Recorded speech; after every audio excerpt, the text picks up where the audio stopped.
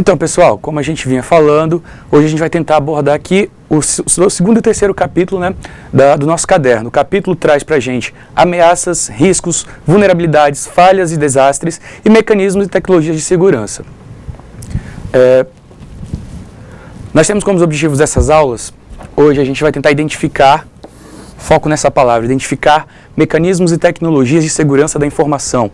A gente vai tentar reconhecer os problemas concernentes à segurança da informação. E por último, a gente vai tentar relacionar o mecanismo, né, com os problemas, de forma que a gente consiga resolver esses caras. Tá? Então, assim, a aula vai ser, a gente vai tentar abordar aquilo que está no caderno, tentar dar alguns exemplos práticos para que vocês consigam aí relacionar o que são as falhas, o que são os problemas e os desastres, e esses mecanismos e técnicas que a gente tem para tentar dirimir esses problemas. Bom, primeiro a gente precisa lembrar aquilo que era a informação. Na aula passada, a gente tratou a informação como um ativo, né, como um ativo da organização. Um ativo que precisa ser cuidado e que possui muitas vezes um valor incalculável para a organização. Na aula de hoje, a gente vai dar prosseguimento para como tratar essa informação de forma correta. A gente vai ter que lembrar aí da importância que essa informação tem, da sociedade do conhecimento, do que é o capital humano, do que é o conhecimento. A gente vai precisar relembrar um pouquinho daqueles conceitos da aula passada para a gente poder dar prosseguimento ao que a gente vai precisar identificar agora. A gente tem aqui no quadro, vamos focar aqui, problemas de segurança da informação. Definimos como incidentes determinadas ações ou eventos que podem interromper os processos normais de negócio, né? Temos como ativos tudo aquilo que representa algum valor para a organização. Valor para a organização, né? E desta forma a segurança destes é crucial. Lembrando que o que é o ativo? O ativo é tudo aquilo que possui um valor para a empresa, aquilo que pode ser trabalhado e que gera valores para a empresa, aquilo que precisa ser dado continuidade. A gente vai tentar aqui hoje identificar problemas que causam a descontinuidade do serviço da empresa. E aí quando a gente fala em descontinuidade, imaginem vocês se um website sai do ar, né? A gente tem um problema de internet e o website sai do ar. O que uma organização que depende desse website vai estar perdendo com esse tempo fora do ar? É mais ou menos isso que a gente vai tentar identificar como os problemas que a gente tem hoje em relação às falhas e ameaças que a gente precisa identificar. Vamos seguindo aqui. Bom, no primeiro momento a gente vai tentar identificar o que são as ameaças, o que são os problemas, o que são as falhas que podem causar algum tipo de problema ao nosso serviço ou à nossa organização e que vai trazer aí consequências ruins, ou seja, um prejuízo para a nossa organização. É muito importante que vocês atentem para esses detalhes, por quê? Porque entender que essas falhas podem ser causadas por meios externos ou internos é um ponto crucial dessa nossa aula, porque a gente vai precisar identificar como resolver isso de forma segura. Vale ressaltar que dificilmente a gente tem um ambiente livre de riscos, ou seja, 100% seguro. Por mais que a gente consiga implementar toda uma estrutura de seguranças, por nós estarmos trabalhando com seres humanos, em 100% dos casos, né, porque nós vamos ter sempre seres humanos operando determinados equipamentos, sempre vai haver o risco de falha. Então, a gente não pode hoje adotar que há um ambiente 100% seguro. Além disso, do fator humano, a gente também vai abordar um pouco os fatores naturais, né? A gente está sujeito a uma série de causas naturais, como terremotos, maremotos, tempestades, chuvas, de repente, que podem cortar um sinal. Então, assim, nós vamos tentar trabalhar de uma forma que o nosso objetivo não é eliminar 100% dos problemas, mas evitar ao máximo ou minimizar os prejuízos que esse pode nos causar. Aqui, vamos para o quadro novamente. Ameaça. A primeira palavra que a gente vai precisar estudar aqui: todo possível ataque que possa causar uma interrupção nos serviços da organização, seja ele físico ou não, é considerado uma ameaça, tá? Então, a gente tem que ver aqui que ele pode ser físico ou não. Como assim físico ou não?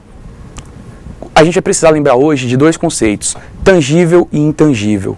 O que é tangível? Tangível é tudo aquilo que eu posso tocar, é tudo aquilo que a gente tem acesso, que a gente pode colocar à mão. Intangível é aquilo que a gente não pode tocar, é aquilo que está no plano lógico. Quando a gente fala em sistemas, por exemplo, se a gente pegar um sistema operacional, o sistema operacional é físico? Não, ele é um sistema lógico. Então a gente vai precisar hoje bastante dessa divisão na cabeça da gente, tangível e intangível, físico e lógico. É extremamente importante que a gente lembre desse detalhe. Voltando aqui no quadro, é necessário identificar as vulnerabilidades, olha, nossa segunda palavrinha, e agir de forma preventiva sobre estas, evitando ameaças tanto externas, a gente vai falar um pouquinho daqui a pouco, como internas. Bom, gente, a gente precisa lembrar o que é ser preventivo e o que é ser reativo. Num primeiro momento, a gente vai ter a ação preventiva. O que é uma ação preventiva? A ação preventiva é nós nos adiantarmos ao problema e tentarmos saná-lo antes dele ocorrer. Ou seja, quando a gente trabalha de forma preventiva, a gente reduz muito mais os riscos, a gente reduz muito mais os prejuízos, de forma que a gente já previu aquilo que poderia acontecer de errado, remediou aquilo, então não teremos um problema. E se tivermos, né, ainda assim mesmo tentando prevenir, os danos que aquilo vai nos causar são um pouco menores. Já quando a gente trabalha de forma reativa, a gente também precisa lembrar disso, é quando a gente tem o problema, né, e aí a gente vai trabalhar com uma solução para esse problema que já ocorreu. Dificilmente a gente consegue prever fenômenos da natureza, ações do ser humano, então a gente nesses casos vai abordar bastante ações reativas, ações que procurem remediar um fato já ocorrido, tá? Vamos aqui seguindo devagar. Ainda sobre as ameaças, vamos para o quadro. A conexão com a internet, a gente vai ver que esse aí é o nosso grande vilão hoje, presente na grande maioria das organizações, representa uma das primeiras grandes vulnerabilidades e, como tal, merece atenção especial quando tratamos de segurança da informação. Bom, eu já citei bastante aqui, né, que a gente vai trabalhar essa questão do técnico de informática para a internet. Vocês podem ver aqui no quadro, que eu deixei bem marcado. Grande vulnerabilidade, gente. Quem que é essa grande vulnerabilidade? A conexão com a internet, né? Por que a gente traz isso assim de uma forma tão enfática? Vocês vão ver que ao longo dessa aula a gente vai falar cada vez mais sobre a internet. Por quê? Primeiro porque é o foco de vocês, técnico de informática para a internet. Então vocês vão precisar lidar com diversos mecanismos para a internet. Especificamente só para a internet? Não. Mas a grande maioria deles vocês vão ver que vai ter uma pontinha ou alguma ligação com a internet. Por quê? A internet é nosso acesso, é nosso canal de acesso para todo mundo. Assim como nós enxergamos o mundo inteiro também nos enxerga.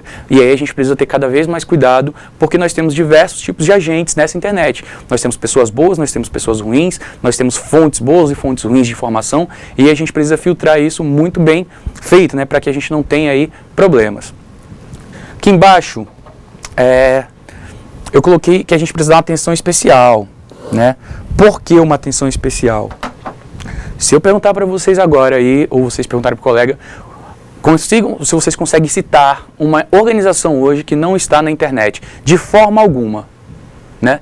Fica complicado, eu acho que dificilmente vocês conseguem pensar nisso. Hoje a gente tem tantos serviços voltados para a internet que fica praticamente impossível a gente pensar em alguém ou alguma organização que não esteja inserida nesse meio.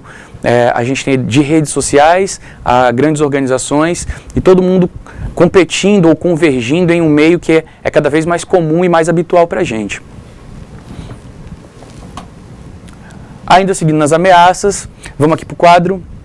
Existem diversos tipos de ameaças. De acordo com o caderno da disciplina de vocês podem seguir aí, Sêmula 2003, ele traz para a gente as ameaças naturais, as involuntárias e as voluntárias, né? Primeiro vamos tratar das naturais. As ameaças naturais são todas essas causadas pelos fenômenos da natureza. Já se depararam quando, de repente, vocês estão em casa sem internet, e aí vocês ligam na Oi e fala que, de repente, rompeu uma fibra. O que causou esse rompimento de fibra? Diversos fatores. Normalmente, pode ter sido um fator natural, o que é muito comum, né? De repente, quem tem internet a rádio, ou então TV por satélite, a gente, de repente, tem uma tempestade, uma nuvem, uma chuva forte, e aí esse serviço sai do ar, ou seja, há uma descontinuidade da prestação do serviço. É esse tipo de coisa que a gente vai tentar abordar nas ameaças naturais. Depois, as involuntárias. Bom, as involuntárias são aquelas ações que ocorrem e que a gente, de repente, não conseguiu prever. De repente, você está andando e tropeça em um cabo, e esse cabo era o cabo da internet que sustentava um roteador, você puxa esse cabo saiu, você tem um problema de descontinuidade do seu serviço. De repente, você aguardava aí por uma encomenda que chegaria para você para realizar uma reunião, essa encomenda não chega, você tem outro problema involuntário que vai te prejudicar, vai te trazer algum tipo de dano. Por último, a gente tem as voluntárias, né? As voluntárias são aquelas causadas de forma incisiva. A pessoa tinha a intenção de causar, aquele artifício, aquele sistema tem a intenção de causar o problema. E aí, esse é um pouco mais complicado, a gente vai tratar bastante da questão de hacker, da questão de protocolos de segurança, a gente vai trabalhar também com a questão de sockets, a gente vai entrar um pouco na pilha do TCP/IP e vocês vão precisar ter esse conceito, esse conhecimento da parte um pouco mais técnica. Então, a palavra hackers aqui no quadro, eu vou marcar ela aqui rapidinho para vocês darem uma boa olhada. Muita gente ainda tem aquela lenda, né? O que é o hacker? Né? O hacker nada mais é que uma pessoa que age de forma voluntária, tentando prejudicar os serviços de internet ou os serviços de uma organização, ou ainda não prejudicar, mas obter alguma vantagem em cima dele, né? A gente vai ter aí várias classificações de hacker, a gente tem lamer, freaker, a gente tem exploiter, a gente não vai entrar muito no mérito dos tipos, mas a gente precisa entender que cada um trabalha com um tipo de área de ataque, e aí mais para frente a gente vai começar a abordar esses ataques, porque eles são extremamente necessários para que a gente possa prever ou nos precaver desse tipo de ataque, né? Aqui nesse slide eu acho importante destacar esses três fatores, gente, esse involuntário, voluntário e natural, porque se a gente tentar olhar de uma forma macro, de uma forma geral, tudo que a gente for observar vai se encaixar dentro de um desses três de alguma forma. A gente tem aqui 3 subdivisões grandes, de onde a gente vai tirar subdivisões menores, para poder dar prosseguimento para a aula. Professor Marcos, boa noite, fique à vontade. Boa noite, pessoal. Boa noite, professor. Boa noite. Interessante nesse item ameaças é que há um momento que você vai ter que se planejar quanto à segurança da informação do seu projeto, da sua informação, a qual você está prestando serviço. E é sempre necessário que você seja incisivo, excepcional, no sentido de que quando você vai tentar prever uma falha de segurança natural, aliás, uma ameaça natural, é sempre escandalizar, sempre vir ao extremo, porque acontece. Por exemplo, ameaças decorrentes de fenômenos naturais. Às vezes o pessoal pensa que é exagero pensar numa inundação, num alagamento, mas às vezes algum local, algum data center, alguma informação, algum computador que esteja próximo de rios, de lagos, pensa numa enchente, mas às vezes a própria rua acontece inundação em função de entupimento de valas, ou até mesmo em função de goteiras da chuva, ou um vazamento de uma caixa d'água que cai em cima de um equipamento de comunicação, ou em cima de um próprio computador, de um servidor com todas as informações, de banco de dados. Então é sempre bom a gente ter essa consciência de que na hora de pensar nas ameaças, elas têm que ser levadas aos extremos, para tentar reduzir ao máximo o impacto dela, o nível de risco, de ameaça sobre aquele ativo. Perfeito, muito obrigado, professor Marcos. Então, pessoal, vamos seguindo. Qualquer dúvida, vocês podem se reportar ao professor Marcos para a gente estar voltando. Mais para frente, a gente vai tentar tratar disso novamente, tentando fazer uma revisão. Dando prosseguimento, agora a gente vai entrar nos riscos. Vamos aqui para a lousa. Bom, riscos. Definimos o risco, né, como a probabilidade, e aí a gente tem aqui números, de ocorrência de problemas. O acesso à internet, como nós já havíamos comentado, tá aqui, é hoje uma enorme fonte de riscos de forma geral para a organização.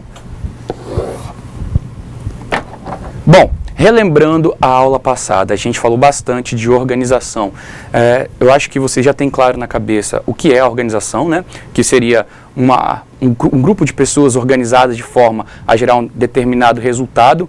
E quando a gente fala de organizações aqui, empresas que mexem com capital, é gerar determinado lucro. Então, trabalhar com dinheiro é sempre complicado. E aí a gente precisa estar avaliando muito bem os nossos riscos, as nossas perdas, as nossas ameaças, como o professor Marcos falou, para que a gente não tenha nenhuma perda significativa. Vamos aqui para a palavra risco. O que é o risco? O risco é a chance que a gente tem de alguma coisa dar errado ou dar certo, né? Como a gente trouxe no quadro, probabilidade. A gente precisa calcular as chances que eu tenho daquilo dar certo ou não. Normalmente a gente vai tentar trabalhar ao máximo com probabilidades altas da coisa dar certo, do fato dar certo. Se a probabilidade daquilo dar errado for muito alta, é melhor nem fazer, né? Já que a gente pode ter aí um prejuízo muito grande e ter aquilo pode afetar de forma geral a organização. Então a gente vai ter que trabalhar muito bem essa questão dos riscos. Hoje, os riscos são dos mais diversos, né? A gente tendo da organização pessoas e ter essas pessoas trabalhando com diversos tipos de sistemas, cada um deles tem um risco de ocorrer algum tipo de falha, um risco de ocorrer algum tipo de problema. E isso pode aí, né, trazer várias complicações para a empresa ao longo de todo o serviço. Como a gente estava falando anteriormente, a descontinuidade do serviço é o nosso maior problema e é ela que a gente tem que evitar ao máximo. O serviço, o negócio da empresa tem que ser preservado e o serviço tem que ser contínuo para que a empresa não tenha maiores problemas. Professor Marcos, fazer alguma acrescentação sobre o risco, por favor? Interessante definir bem na nossa mente a diferença entre ameaça e risco. Por quê? Porque a ameaça são conceitos bem parecidos, mas tem um impacto bem diferente. Porque a ameaça são todas aquelas possibilidades de acontecer algum incidente. E o risco aquelas ameaças que tem o próximo dos 100% de acontecer, isso é o risco. Então, a ameaça, no momento que a probabilidade de acontecer uma ameaça, ela passa a se tornar um risco. E essa pequena diferença tem que ficar bem clara na nossa mente, porque há bastante situações que se tornam confusas, algumas situações práticas que a gente tenta classificar como ameaça e na verdade já é um risco. Isso. E no momento que ele é um risco que eu não consigo contornar, eu tenho que assumir esse risco, né, professor? Eu tenho que assumir ele e assumir a responsabilidade, assumir o prejuízo que possa vir a causar na organização. É isso aí. Perfeito. Vamos seguindo aqui, pessoal. Ainda sobre o risco. É de extrema importância aqui no quadro, é de extrema importância, ou seja, o risco a gente já vai dar um foco um pouco maior. Manter um controle sobre os riscos. Vejam bem a questão do controle, que nem o professor Marcos acabou de falar, sobre os riscos. Que a empresa corre preservando tudo aquilo que possui valor para a empresa e mantém seus negócios funcionando. Então, baseado naquilo que o professor Marcos falou, a gente tem que assumir o risco, né? O que é assumir o risco? É entender que ele existe. Muitas vezes nós trabalhamos ignorando determinados riscos que uma determinada atividade pode oferecer. Isso é muito ruim para a organização. Se você ignora os riscos que você tem, as chances de você ter problemas sérios com esse problema que esse risco podia te causar são cada vez maiores. E isso vai te trazer cada vez mais prejuízo. Lembrando que não estamos falando aqui de problemas pequenos, estamos falando de grandes organizações, ou até mesmo da casa da gente, onde uma falha pode causar um problema grave e isso vai ser muito prejudicial para a gente. Só para vocês, a gente vai te dar uma pausa, porque o professor Marcos trouxe uma coisa muito interessante. Nós vamos trabalhar com termos muito similares, muito parecidos. A gente vai trabalhar com falha, com ameaça, com risco, com vulnerabilidade. Se vocês não se atentarem aos detalhes, vão parecer praticamente a mesma coisa, tá? Então é bom que vocês tenham sempre uma anotaçãozinha sobre os detalhes que marcam cada uma desses problemas, para que isso facilite na hora de estudar, na hora de resolver as questões, ou até mesmo na hora da prova de vocês, tá, gente? É muito importante que vocês marquem a diferença entre uma ameaça e um risco. Quando que eu tenho uma ameaça e quando essa ameaça passa a se tornar um risco real para a minha atividade, para o meu negócio. Mais para frente a gente vai entrar agora nas falhas, nas vulnerabilidades. Bom, vulnerabilidades. Vamos aqui para o quadro, pessoal. Definimos vulnerabilidades como falhas, tá? Olhem essa palavrinha, falhas que podem ser exploradas em um sistema, ferindo qualquer um dos princípios da segurança da informação. Aí vocês vão ter que lembrar da aula passada, onde a gente falou de confiabilidade, integridade e disponibilidade. A gente falou também na aula passada da legalidade e da autenticidade. Se a gente pegar num panorama geral, um panorama mais abrangente, de uma forma um pouco mais genérica, a gente pode associar a autenticidade e a legalidade dentro da confiabilidade.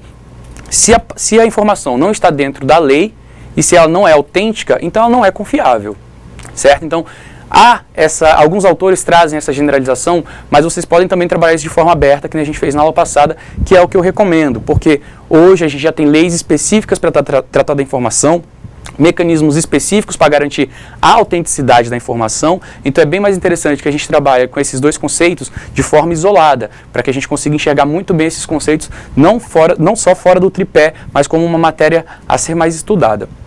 Sobre as vulnerabilidades, pessoal, a gente trouxe a palavra sistema para vocês, mas tudo hoje possui uma vulnerabilidade. Pessoas possuem vulnerabilidades, carros possuem vulnerabilidades, governos possuem vulnerabilidades. É muito importante a gente entender que as vulnerabilidades são algo de padrão interno, é algo que existe em mim. Por exemplo, eu sou vulnerável a tal coisa, o carro é vulnerável a tal coisa, o meu sistema é vulnerável a tal coisa, a organização é vulnerável a tal coisa, certo? A vulnerabilidade tentem ver com um quesito interno, algo que pode ser explorado por alguém para me causar determinado prejuízo. A vulnerabilidade, ela tem uma característica muito peculiar, que é o fato dela estar presente em alguma coisa.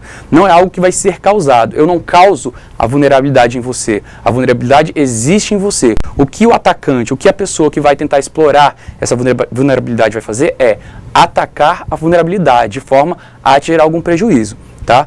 Professor Marcos, faz um complemento, por favor. Interessante a vulnerabilidade. Assim, vocês vão desenvolver sistemas que vão colocar à disposição de algum cliente e vocês vão ter que analisar a vulnerabilidade daquela aplicação, daquele sistema, daquela solução. E é interessante vocês sair do âmbito que normalmente quando a gente desenvolve uma aplicação a gente tende a olhar especificamente para a aplicação. Então é interessante a gente ter o olhar mais amplos, mais de fora, buscando vulnerabilidades, não só no código, não só no sistema operacional, não só na rede, não só na internet, mas nas pessoas, em tudo aquilo que envolve aquele ambiente onde está envolvido aquela solução, aquele sistema. Então, deixo aqui a dica de analisar a vulnerabilidade, todos esses itens de segurança da informação numa dimensão diferente, não só naquela dimensão do banco de dados, da aplicação ou da segurança lógica, mas da física, da segurança física, na segurança local, entre outros que a gente vai ver mais adiante. Perfeito, professor. Continuando isso que o professor estava falando, é muito importante a gente frisar que como técnicos de informática para a internet, vocês vão precisar ter uma visão bem abrangente do que é um sistema computacional, gente. O sistema computacional em si, ele não mexe só com o sistema propriamente dito software. Eu tenho ali, como o professor Marcos falou, a pessoa que atua nesse sistema, ela faz parte desse sistema. A estrutura onde esse sistema está montada faz parte do sistema. Quando a gente fala sistema, a gente tem que ver de uma forma abrangente, de uma forma geral. Tudo aquilo que influencia de forma direta ou indireta no meu sistema operacional, ali no meu sistema de trabalho, faz parte do meu sistema como um todo. E aí, como a gente está falando de falhas referente à segurança da informação, qualquer um desses pontos pode trazer graves problemas para a minha informação. Então é muito importante que vocês tenham esse olhar que o professor Marcos falou, esse olhar abrangente, ver bem de uma visão, de uma ótica bem distante, para que vocês consigam contemplar o máximo, né, de pontos possíveis. Dificilmente a gente consegue enxergar todos,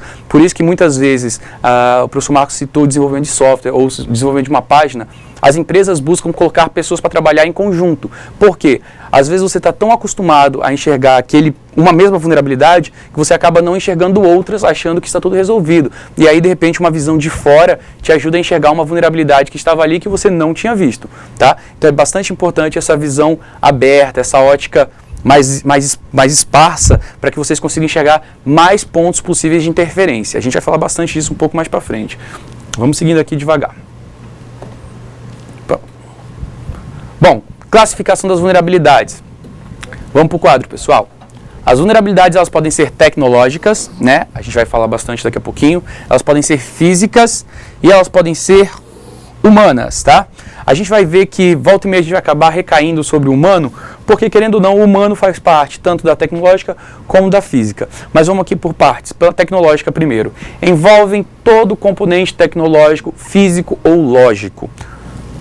Bom, primeiro deles, tecnológico. Quando a gente fala componente tecnológica, a gente pensa logo no computador, né? A primeira coisa que vem na cabeça da gente é o computador. Bom, o que é o computador? O computador é uma peça física, né, que possui um sistema lógico, ou seja, um sistema operacional, vários sistemas, e interligada normalmente a uma rede, certo? A gente tem uma rede ali onde ele está ligado e que faz ele se comunicar com os outros. Para nós termos um sistema 100% livre de riscos, um sistema computacional, só se nós tivermos um sistema computacional desligado, né, desligado mesmo, da energia e da internet. A partir do momento que eu liguei o meu computador, eu posso ter alguns tipos de ameaças, de riscos, de vulnerabilidades. E quando a gente espeta esse computador na rede mundial de computadores, que é a internet, isso aumenta de forma exponencial. E aí a gente precisa ter cada vez mais cuidado, tá? Físicas, representadas pelo ambiente físico, instalações e etc. Bom, quando a gente fala de físico, gente, é tudo aquilo que vocês puderem imaginar. Pensem de forma bem ampla, pensem na construção, no prédio que armazena o sistema de vocês. Portas, paredes, teto, mesas, armários, racks, tudo aquilo que sustenta o negócio de vocês de alguma forma, que traz algum tipo de suporte para os negócios de vocês, aquilo é considerado uma vulnerabilidade física, certo? Uma porta de vidro, uma porta plástica, uma porta que tem chave, uma porta que não tem chave, uma senha 123 que de repente é muito fácil de ser quebrada. Isso faz parte da vulnerabilidade física de vocês, tá? Então vocês vão precisar olhar bastante essa questão da física. Humanas, nosso terceiro ponto. Vulnerabilidades humanas envolve todo fator humano que compõe a organização de alguma forma, ou seja, todo mundo que é uma pessoa, que é um humano, que está dentro da minha organização, pode ter algum tipo de vulnerabilidade ou pode trazer alguma vulnerabilidade para o meu negócio, né?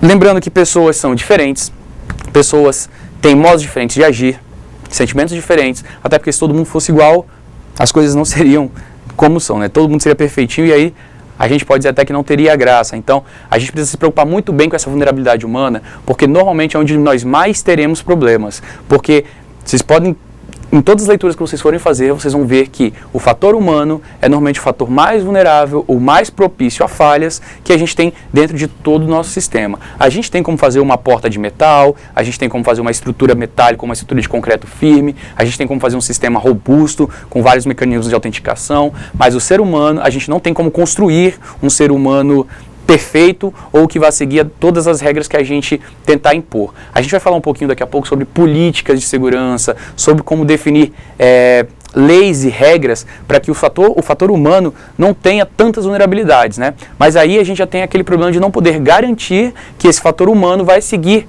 todas aquelas regras. E aí a gente volta novamente a ter algum tipo de vulnerabilidade. Professor Marcos? Em relação à vulnerabilidade, eu relacionei aqui com o post que a aluna Maria Lucineide, lá de Candeias, escreveu sobre a importância da segurança da informação. Ela escreveu assim, acho que pegou aqui, ela falou, dizer que considera seguro ou não os nossos dados na internet é bem complexo, afirmar que é ou não é seguro. Achei interessante, professor, que ela, em relação à segurança, em relação à vulnerabilidade, e por mais que a gente trabalhe, por mais que a gente preveja, planeje e otimize, pegue o melhor profissional, a melhor equipe, a vulnerabilidade ela sempre vai existir. A segurança da informação, o risco, a ameaça sempre vão existir e nunca vai existir um sistema perfeito. Mas a gente trabalha para tornar esse nível de segurança, de conforto, para o cliente, para esse nível cada vez mais aumentar. No momento que ele aumenta, no momento que o cliente se sente confiança naquela empresa, naquela solução, naquele site, naquele sistema, no geral, ele tem essa consciência que não existe sistema perfeitamente seguro, sistema perfeitamente livre de vulnerabilidades, de falhas, de risco, mas nosso objetivo é aumentar ao máximo esse nível de segurança. Perfeito. Obrigado, professor Marcos. Obrigado, aluna. Como é que é o nome da aluna? Maria Lucineide. Obrigado, Maria Lucineide. A gente agradece sua participação. Vamos seguindo, pessoal. Bom, passamos as vulnerabilidades, agora a gente vai entrar nas falhas, tá? Lembrando que todo esse conteúdo está de acordo com o caderno da disciplina de vocês. A gente está tentando fazer o possível para seguir bonitinho o caderno. Então, qualquer dúvida, se vocês se perderem, falem com o professor Marcos, que ele vai tentando voltar com vocês ou me informe e a gente pega de novo do ponto que vocês se perderam. Bom, falhas. Vamos para o quadro. O conceito de falha é muito próximo do conceito de vulnerabilidade, ou seja, falha e vulnerabilidade são duas coisas próximas. Podemos marcar aqui, como ponto central, a falta de ação por parte da própria organização. Falta de ação por parte da própria organização. Em relação às suas vulnerabilidades. Por exemplo, eu sei que é uma vulnerabilidade. Se eu não faço nada a respeito, agora eu tenho uma falha. Vamos explicar isso, gente. E aí que a gente já identificou que a gente pode ter vulnerabilidade tecnológica, física ou humana. Então a gente identificou. Eu sei que o ser humano é vulnerável. Nós criamos uma política de segurança, uma política de uso da internet. Eu sei que estava entrando e saindo muita gente da sala do servidor. Nós trancamos a sala, nós fizemos alguma coisa. E aí nós tínhamos um sistema lá, nós tínhamos um computador, só que no computador não tinha nenhum tipo de senha e nós não nos preocupamos em colocar. A vulnerabilidade eu sabia que existia. A partir do momento que eu não agi em cima daquela vulnerabilidade, ou seja, eu sei que todo mundo pode acessar aquele computador, nós temos uma falha. Certo? Então as falhas, elas já têm essa característica marcada pela falta de ação. Uma falha é muito complicado, porque a falha ela tem incisão direta naquilo que o nosso administrador de informação ou de segurança está fazendo. Se ele não enxerga as vulnerabilidades e não trabalha em cima disso de forma a corrigir, ele passa a ter falhas. E quando nós encontrarmos sistemas com muitas falhas, é porque a quantidade do serviço vai estar constantemente em perigo, correndo algum tipo de risco e podendo ser descontinuada a qualquer momento. Então é muito importante vocês lembrarem disso, da relação da falha. A vulnerabilidade é o problema em si que a gente enxerga e precisa resolver. Se nós resolvemos, ok. Se nós não resolvemos, nós temos agora uma falha que precisa ser tratada de forma imediata. A gente falou um pouco antes sobre a prevenção e sobre a reação. Então, o que é a prevenção? É nós identificarmos uma vulnerabilidade, identificarmos um fato que pode vir a ocorrer com aquela vulnerabilidade e nós protegermos aquilo. A partir do momento que eu não protejo, certo? Eu tenho uma falha, eu fui invadido, eu sabia que eu tinha uma vulnerabilidade, não fiz nada, fui invadido. Agora eu tenho que corrigir essa falha, tá? Lembrando vocês, a gente falou também antes que corrigir, ou seja, reagir, é normalmente muito mais custoso do que prevenir. Certo? Porque de repente eu tenho lá aquela falha, eu sou um banco, eu fui roubado, né? Agora, além de corrigir a vulnerabilidade que eu tinha, eu tenho que ir atrás da falha que me causou um prejuízo. Então, é muito melhor trabalhar de forma preventiva do que de forma corretiva ou reativa, tá? Professor Marcos, fala alguma coisa sobre a falha, por favor? Em relação à falha, foi bem esclarecido pelo professor Ranieri. Sempre buscamos sanar todas as vulnerabilidades, né? Torná-las, planejar uma solução para que ela não venha a se tornar uma falha. Mas nem sempre isso é possível. Sempre vai haver algo que a gente não consegue contornar e dar uma solução paliativa ou uma solução ou um plano B, caso venha a acontecer. E aí a gente vai ter que ter uma solução, um plano B, no caso, para resolver essa falha, no caso, um exemplo prático, no HD. O HD a gente sabe que sempre dá problema, o hardware sempre do disco da máquina em relação a N fatores vai dar uma falha, então uma solução que o pessoal normalmente usa é uma RAID, onde tem um hardware com vários HDs e onde um falha, o outro assume e o sistema não para, o serviço não para. Perfeito. Olha, gente, o professor Marcos já citou aqui o RAID, a gente vai falar sobre sistemas de backup, tá? Não se preocupe, é muito importante. Eu acho que vocês não teriam uma pessoa melhor para falar desses sistemas de segurança que nem o professor Marcos, porque ele é excelente nesse conteúdo e eu espero que a gente possa explorar bastante isso dele também, tá? Vamos seguindo. Agora, a gente vai sair um pouco dos problemas, né? A gente falou em ameaças, em risco, em vulnerabilidade, em falha, e a gente vai entrar agora nos mecanismos de segurança, né? Nos métodos e nas técnicas que a gente tem para tentar evitar esses problemas, para que a gente consiga sanar as falhas, para que a gente consiga resolver problemas de vulnerabilidade, diminuir o risco que a gente tem de sofrer algum ataque e até mesmo nos precaver quanto às ameaças ou identificar as ameaças que estão ao nosso redor e que podem afetar o nosso sistema. A gente traz aqui no quadro mecanismos e tecnologias de segurança. Para o correto tratamento dos incidentes que possam vir a ocorrer com as informações, são necessários mecanismos e técnicas, tá? Mecanismos e técnicas que possibilitem a solução desses problemas. É de extrema importância conhecer mecanismos e entender sua utilidade. Vamos lá. O professor Marcos já falou de um mecanismo que é muito conhecido, que é o chamado RAID. E aí depois a gente vai vir em atividade para vocês, que vocês dêem uma estudada no RAID, nos tipos de RAID, RAID 0, RAID 1, RAID 5, RAID 10. Por quê? Porque esse é um dos mecanismos que nos permite ter uma segurança maior dos dados armazenados. Como o professor Marcos falou, HD, né? E aí a gente pensa no computador ou então no servidor, eles podem ter diversos problemas e a gente precisa estar tratando isso de forma incisiva, de forma que ele esteja sempre trabalhando de forma uniforme para, caso apresente algum problema, a gente ter uma forma de resolver isso sem ter danos muito grandes. Só passando para continuar essa parte de mecanismos. Primeiro, a gente vai trabalhar a parte humana, né? Sobre controle de pessoal. Daqui a pouquinho a gente vai entrar nos detalhes mais técnicos. Eu não sei vocês, mas eu estou doido para entrar nessa parte técnica, acho que o professor Marcos também, mas a gente tem que tentar abordar de uma forma completa. Então, vamos começar falando de controle de pessoal. Como vimos anteriormente, a organização é formada por pessoas. Gente, eu quero pedir muito para vocês. Nesse novo século XXI, está todo mundo muito preocupado com a informação, com a tecnologia, e a gente está deixando de olhar para as pessoas. É extremamente importante que a gente tenha essa ótica de que a pessoa, de que o ser humano é extremamente importante, não só na manutenção, mas também na realização das atividades da organização. Tá? Não percam esse fator humano de vista nem por um segundo. Vocês vão conseguir lidar melhor com todo esse sistema de informação, porque o fator humano é essencial para que isso funcione. Tá? Voltando aqui para o quadro. Formada por pessoas, e para que haja um controle consistente das informações, é necessário anteriormente um controle destas pessoas, que compõem o ambiente organizacional. Há uma necessidade real de processos burocráticos, olha só essa palavra, gente, de processos burocráticos que visem garantir a autenticidade, aqui a gente já está entrando no tripé da segurança da informação, dos colaboradores da organização. Poxa, eu trouxe ali uma palavra que é um pouco complicada. Eu trouxe uma palavra que se chama burocracia, né? Burocratização e controle de pessoal. Será que isso tem a ver? Será que não tem? Pois é, gente. A burocracia é uma escola da administração antiga. Ela foi criada há muito tempo atrás como uma tentativa de organizar melhor os processos da administração. Hoje a gente acha que a burocracia é um problema, né? Porque ela gera entraves, né? Ela acaba dificultando o processo de execução de alguma coisa. Mas aqui, do nosso ponto de vista de segurança, ela é extremamente importante.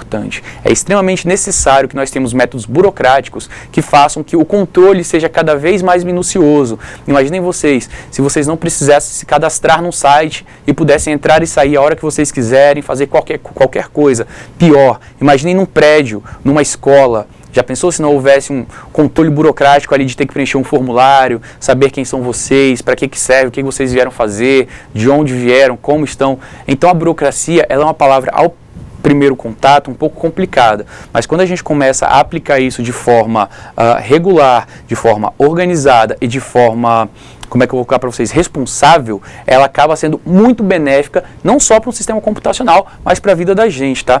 Então não tenham medo da palavra burocracia. E que visa garantir a autenticidade dos colaboradores da organização. O nosso primeiro foco, quando a gente fala em controle de pessoal, não tem muito mistério, é controlar o pessoal, saber quem é quem, saber quem está entrando, quem está saindo, saber quem tem acesso a quê. É muito importante que a gente consiga definir esses pequenos detalhes, regra de privilégios dentro da organização. Tem gente que acha que deveria ter acesso a tudo, né, no computador. Eu posso chegar na empresa e quero ter acesso a tudo na internet, quero ter acesso ao contra-cheque de todo mundo. Não, não é bem assim. As regras de privilégios, elas devem existir e ser muito bem desenhadas, porque elas já são um mecanismo de controle pessoal que servem para a gente saber exatamente quem está fazendo o quê, para que não haja uma bagunça dentro desse nosso componente organizacional. Professor Marcos? Interessante esse tópico que ele fala sobre o mecanismo de tecnologias de segurança, né? Então, já que vocês têm como foco desenvolver sistemas e soluções de fazer esse item que é controle de pessoal, é interessante lembrar sempre naqueles sistemas mais críticos que vai ser desenvolvido, vai ser entregue, fazer um controle de log. O que é o controle de log? Aquelas ações mais críticas daquele sistema, por exemplo, um sistema de financeiro, onde alguma ação de excluir algum dado, alguma informação, algum registro, toda a operação que seja log, é complicado você fazer o log de todas as ações, mas aquelas que são mais críticas, que elas impactam mais o negócio, o sistema, a informação, é bom que seja programado um log para depois o administrador do sistema vá lá e consiga entender o que foi feito, quem excluiu aquele registro, aquela informação do sistema, quando e que horas, e de repente de qual computador, e assim que se fica registrado nos logs, que é um controle é um mecanismo de segurança para o controle pessoal. Perfeito, excelente explicação, pessoal. Vamos seguindo aqui. Bom, agora a gente vai falar um pouco sobre controles físicos. Vamos aqui para o quadro, pessoal. Definimos como proteção física as barreiras que servem para restringir o acesso. Está aqui agora o nosso foco. Restringir acesso direto à informação ou infraestrutura. Portas, portões, paredes, trancas, senhas, cadeados, entre outros. É necessário compreender o perímetro de segurança comumente definido em norma. Bom, gente, aqui a gente vai começar a abordar novamente, que a gente já tinha falado na aula passada, a norma ISO/IEC 17799, que já foi modificada em abril de 2007 e agora a gente está trabalhando com a ISO 27002, que é uma norma da família ISO 27000. A norma, ela traz bem claro a definição do perímetro de segurança. O que é esse perímetro de segurança? Esse perímetro é aquele espaço que determinado mecanismo deve cobrir. Como se fosse mais ou menos, eu sou um ponto central e eu vou cobrir uma região ao meu entorno, ou seja, eu tenho o meu perímetro de segurança. Cada divisão, cada departamento, cada mecanismo deve ter o seu perímetro de segurança. É muito importante a definição desse perímetro para que ele esteja sempre muito bem guardado e que não hajam falhas dentro desse perímetro, para que a gente consiga controlar de forma cada vez mais precisa o nosso acesso e o nosso controle físico. Não sei se aí vocês vão ter acesso, mas eu espero que vocês consigam tentar visualizar de forma prática sobre novos data centers, como são criadas essas salas cofres, onde ficam grandes servidores, né, professor Marcos? A gente já trabalhou aqui em Porto Velho, a gente enxerga bastante nas organizações maiores, salas à prova de fogo, salas com piso suspenso, ou salas com parede anti-ruído, anti-estática. Para quê? Para que a infraestrutura física que protege os servidores e as informações das organizações estejam sempre de forma perfeita, bem alinhada, para que não haja, ou para que haja o mínimo possível de interferência nesses recursos, né? Já que essas informações são extremamente importantes para o bom andamento do negócio da organização. Eu trouxe aqui portas, portões, paredes, trancas, tudo isso que identifica o meio físico. Lembrem que eu falei lá no começo sobre tangível e intangível, físico e lógico. É muito importante que a gente consiga enxergar isso aqui de forma cada vez mais concisa, tá, gente? Deixa eu ir devagar aqui, porque a gente está correndo com o tempo. Bom, segurança de equipamentos. Vem para o quadro, pessoal. É extremamente importante definir métodos e políticas que abordem a segurança dos equipamentos de forma geral. Gente, segurança de equipamentos, tá? Aqui também há uma subdivisão entre físico e lógico. Físico e lógico. Equipamentos. O que é equipamento dentro da empresa? Tudo aquilo que a gente pode tocar ou não, ou que vai ser utilizado para gerar determinado serviço é um equipamento. O sistema operacional de vocês é um equipamento lógico, presente dentro do computador, que é um equipamento físico. A mesa de vocês é um equipamento físico, a cadeira de vocês é um equipamento físico. Ou seja, tudo isso que a gente utiliza de alguma forma na organização é levado em consideração como equipamento e a gente precisa tratar de forma segura. Imaginem uma rede que não possui aterramento. Imaginem uma rede que não possui um sistema elétrico decente ou de forma organizada. A gente vai ter muitos problemas de aparelho queimando, a gente vai ter muitos problemas de equipamentos apresentando problemas elétricos. Isso em servidores pode causar problemas sérios, problemas graves, e aí a gente vai ter cada vez mais problemas sérios referentes à segurança da informação, tá? Tentem sempre vislumbrar bem essa questão da segurança de equipamentos, tá? É muito importante. Mecanismo de defesa não só para o equipamento físico, como também para o equipamento lógico, tá? Vamos lá, controle de acesso lógico. Aqui eu acho que a gente vai começar já a vislumbrar algumas palavras mais conhecidas por vocês. Olha aqui no quadro a gente tem. Faz-se necessário neste momento relembrar o conceito de tudo que é lógico. Softwares, bancos de dados, políticas de segurança. Tudo que é lógico, gente. Tudo aquilo que a gente não pode tocar, mas que a gente sabe que está ali, que existe. Eu consigo segurar o banco de dados da minha empresa na mão? Não, eu não consigo. Mas eu sei que ele existe, ele está lá e ele precisa ser sustentado. Softwares da empresa, o sistema operacional, o PDV, o famoso ponto de venda, o site, Eu consigo tocar nesses sistemas? Eu não consigo tocar, mas eu sei que eles existem e precisam de mecanismos de segurança. Por último, as políticas de segurança. O que são as políticas de segurança? São aquelas regras que a gente define para o bom utilizamento de equipamentos da empresa ou de coisas que a gente vai executar dentro da empresa. Não falar de dados confidenciais, não acessar determinados arquivos, não apagar determinados arquivos. Tudo isso são equipamentos lógicos ou ativos lógicos que a gente precisa segurar.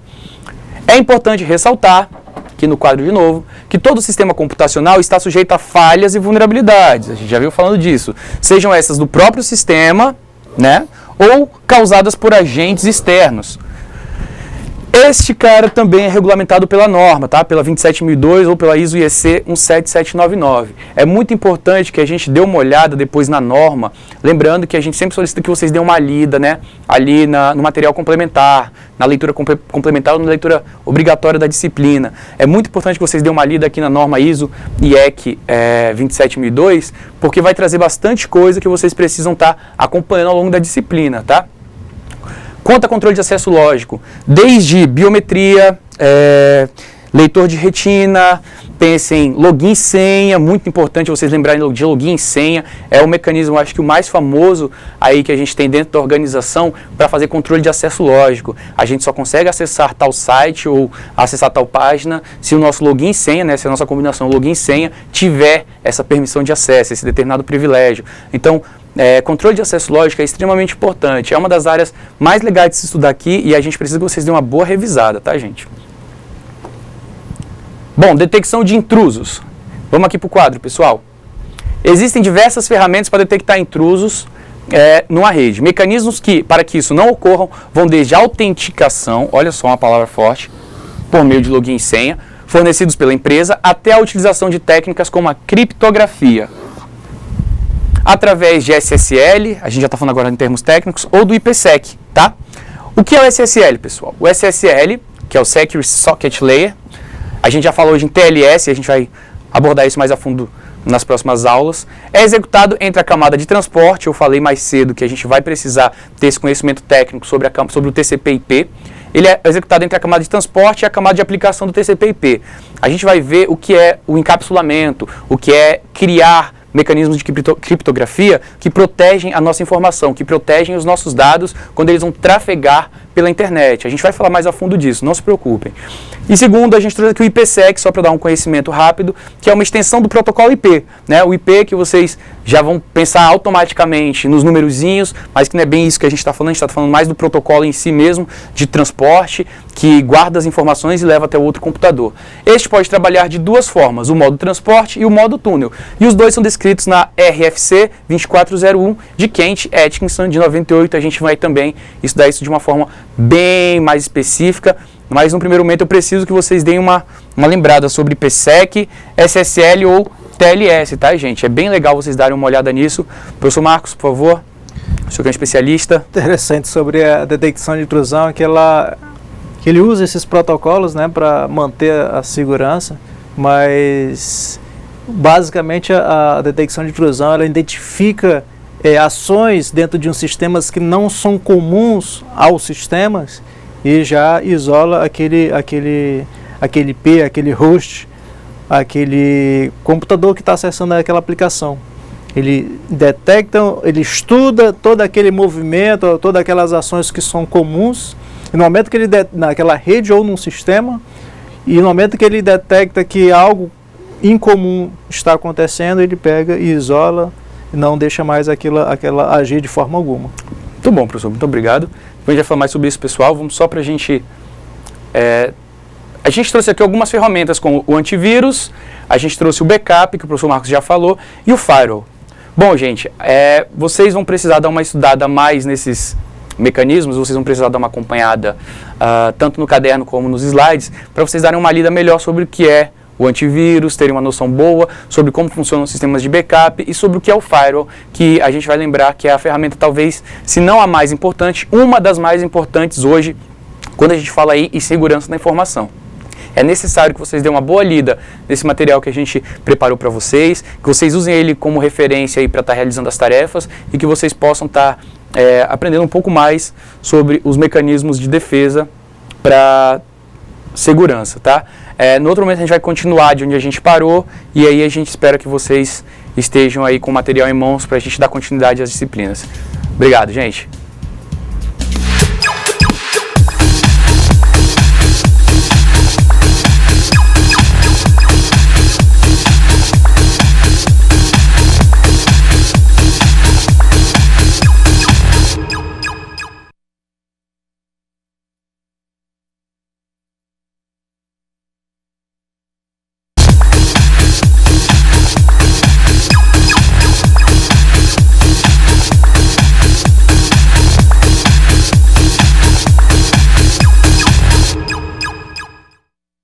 Bom, pessoal, voltamos agora aí para resolver mais uma atividade com vocês, né?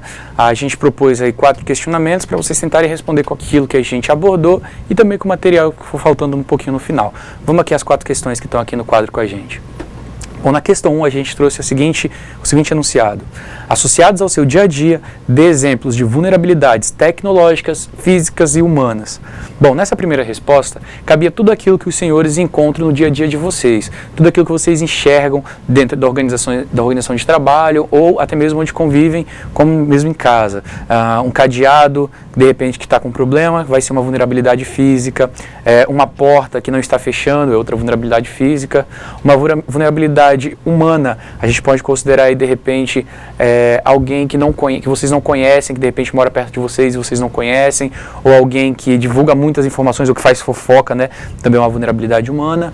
E aí, como vulnerabilidade tecnológica, tudo aquilo que os senhores têm, de repente, um computador que os senhores têm em casa que não possui senha, é uma vulnerabilidade tecnológica, né? De repente, um canal de TV que os senhores não têm como controlar o conteúdo que vai ser transmitido, é uma vulnerabilidade tecnológica.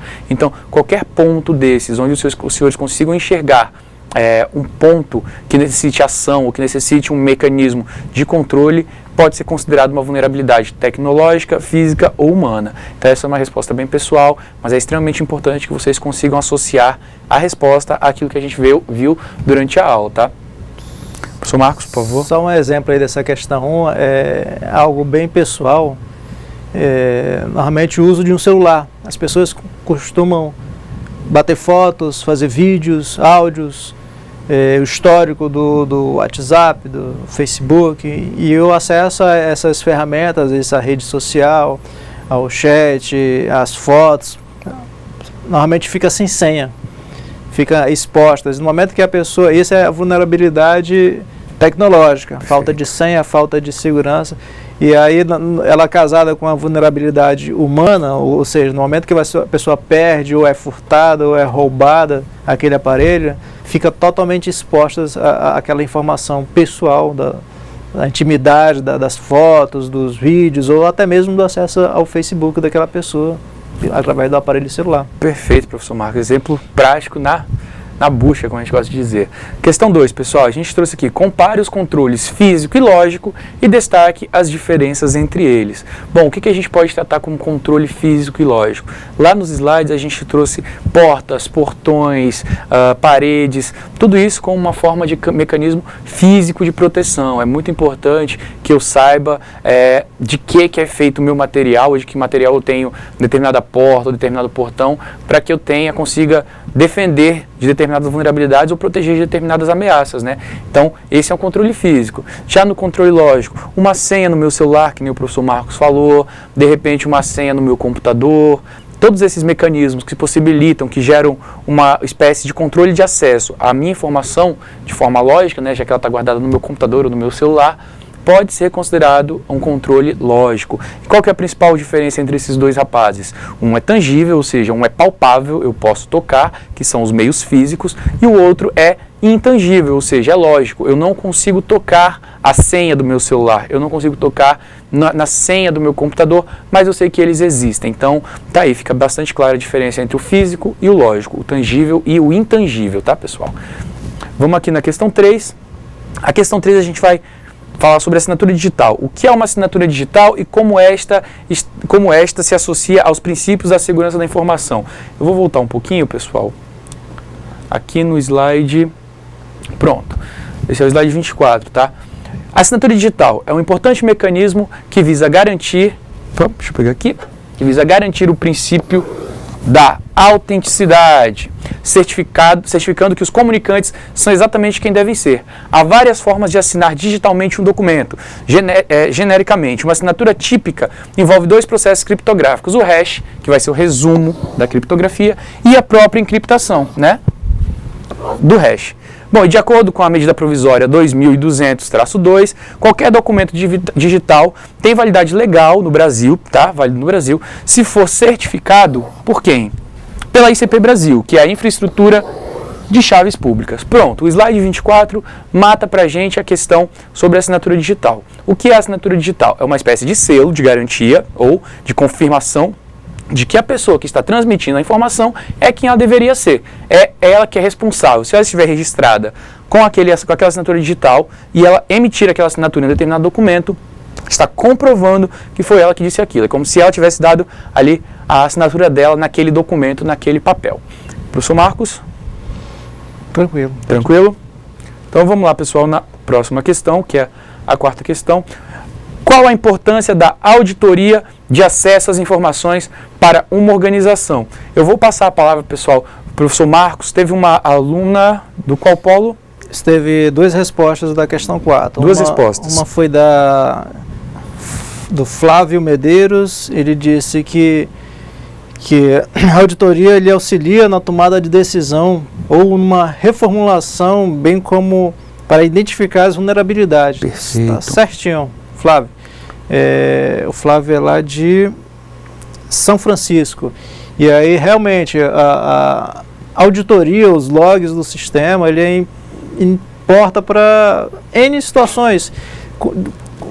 Na hora que você está desenvolvendo o sistema, na hora que você identifica que aquela operação, aquele movimento, aquele agir do usuário ali dentro do sistema, ou dentro do sistema de informação, ou dentro do sistema operacional é interessante, é viável, então você programe ele para que, de repente, para fazer uma auditoria, uma forense, ou então reformular, que nem você diz aqui, ou tomar uma decisão que vai melhorar aquele processo, ou vai melhorar a operação, ou vai melhorar algo no negócio. Então, para tudo isso, é interessante fazer esses mecanismos de auditoria. E aí também o Fábio, deixa eu ver aqui, o Fábio... Não teve uma de espigão. Tá, mas é da questão 4, o Fábio também disse que... Só um minuto aqui, deixa eu localizar. Tá, o Fábio de espigão, é isso mesmo. Ele falou que é importante essa possibilidade de visualizar as atividades efetuadas no computador, assim como identificar quem executou a ação a partir do ID do usuário, além da possibilidade de observar o conteúdo que foi tratado no computador. Perfeito. Acho bem interessante, pessoal. A gente voltou aqui agora no slide 25 para tratar essa questão da auditoria, né? O que é auditoria? É verificar, em cima daquilo que foi salvo ou armazenado sobre o acesso, o que está sendo feito. Lógico que a gente tem que aí entrar nas questões de privacidade, né? A gente não pode estar acessando questões particulares demais da pessoa, até porque a pessoa também tem que ter consciência de que ela não deve acessar tais dados dentro da organização, né? Se a pessoa de repente está aí vendo seu Facebook na organização sem a devida autorização, isso é errado. E aí, se o administrador da rede ou o administrador da informação tiver acesso a isso, ele não vai estar assim ferindo a privacidade da pessoa, uma vez que ela assinou que estaria se comprometendo apenas a utilizar dados de trabalho ali dentro da organização. Essa resposta foi bastante interessante do Fábio, porque ele trouxe aquela questão da gente estar... Do André. Do André, obrigado, professor. Do André, que a gente deve estar ali vendo o que está ocorrendo dentro da organização, né? O que as pessoas andam fazendo de forma não a estar bisbilhotando, mas sim protegendo os dados da empresa ou da organização, de forma que a gente possa diminuir falhas, diminuir vulnerabilidades, reduzir o número de ameaças, reduzir o risco, e aí está utilizando esses mecanismos que a gente tem. Tem uma questão que foi trazida também sobre o firewall, tá? Deixa eu voltar aqui no firewall, pessoal. Professor Marcos, o senhor pode ler, por favor, essa questão do firewall, que eu achei bem interessante, que o acadêmico trouxe? O aluno Fábio Gomes, lá do Polo de Jaru, ele pergunta como na maioria das vezes os ataques vêm da internet e acaba-se por se descuidar da rede local. No entanto, existem ferramentas para a segurança, como, por exemplo, o MikroTik, que é uma solução. No caso, toda a responsabilidade fica sobre uma boa configuração do próprio aparelho, Mas existe ele está perguntando se existe alguma lei que pune o fabricante do aparelho ou do desenvolvedor do software do aparelho, se for comprovada a falha do aparelho comprometendo a segurança da empresa. Já houve um caso, né, de um certo fabricante deixar configurado no próprio aparelho e algumas portas de resgate, que pode ser adicionado a qualquer momento. Ele está perguntando se em relação a essa lei. Bom, Fábio, o MikroTik ele é uma solução que abrange roteamento, várias outras funções de segurança, entre elas firewall. Então, a responsabilidade de fazer a configuração é do administrador da rede. Você pode ver todas as portas que estão abertas ou não. Não tem como ter uma porta que esteja aberta que o administrador não esteja vendo. Por mais que possa existir, como já foi citado, uma porta que foi pré-configurada para ficar aberta, o administrador ele vai conseguir ver isso através de testes que é feito a partir de outro computador, checando quais as portas estão abertas ali naquele host, naquele aparelho. Então, assim, normalmente as empresas vendem a solução e ela deixa ciente ao cliente que há possibilidade de falhas, de vulnerabilidade, e ela não pode se responsabilizar por isso. Porque, que nem a gente foi dito, não existe um sistema 100% seguro. Então não tem como ela vender um produto e dizer, ó, está blindado, perfeito e maravilhoso. E se der errado, eu pago. Não tem como. Bom, a gente espera que tenha ficado respondido aí a pergunta do Fábio e que a gente tenha ajudado vocês a responder as outras. Ficou algum conteúdo aqui, pessoal? Para darem uma lida, né? Então eu aconselho vocês a pegarem os slides dessa aula, dê uma lida, dê uma olhada aqui no que é o honeypot, dê uma olhada também no que vai ser o sistema de autenticação e por último a gente falou lá em auditoria, em assinatura digital e auditoria. Então a gente está encerrando por hoje, mas na aula que vem a gente vai tentar aprofundar ainda mais esses conteúdos que foram vistos para que vocês consigam ter um desempenho até melhor também na resolução da questão que vocês estão fazendo. Lembrando que vocês têm até o domingo que vem, no caso, já que a próxima aula é na segunda-feira, vocês têm até o domingo para estar realizando a atividade de percurso. Está tendo uma participação bem interessante lá no chat, desculpem, no fórum, e eu espero que vocês, que ainda não tiveram a oportunidade de responder, passem pelo fórum, participem da atividade, que ela também conta ponto para vocês. A gente vai ficando por aqui. Eu me despeço, cumprimento a todos. Professor Marcos Rogério. Fica as recomendações para vocês buscarem conhecimento, estudem mesmo, vá a fundo, explorem. Quanto mais vocês estudarem, mais vocês vão ter dúvida e tragam essa dúvida para a aula, para a gente estar debatendo, discutindo, esclarecendo à medida que elas forem apresentadas. E o momento é esse, de vocês estudarem, buscarem que o que vocês estão plantando hoje, vocês vão colher amanhã. Obrigado. Despeço por hoje. Boa noite, boa aula, bons estudos. Pessoal, boa noite, bons estudos.